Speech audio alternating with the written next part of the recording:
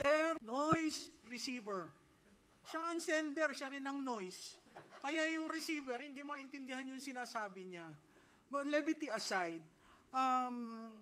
nagtrabaho ako nung panahon ni Presidente Cory, Presidente Ramos, sa OP.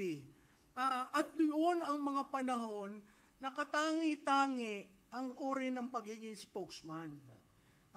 Marunong humarap sa tao, malumanay, hindi siya ang storya, ang pananalita ay tama, ang tonality ay tama, hindi pampalengke. Pasensya ka na BFF, kasi hindi ako ang propagandist. Ano ba ang propagandista? Ang propagandista, meron kang sinasabi in defense of someone. Ay, sino ang prinotektahan ko? Sinasabi niya, baka Duterte ako. Ako hindi maka Duterte. Naging Duterte na lang ako dahil sa pasasalamat ko dun sa 6 na taon niyang paninilbihan. Hindi ho ako tumulong nung eleksyon sa kanya. Nakakaibinay ho ako. At kung hindi niya yun alam, ang dali naman mag-Google.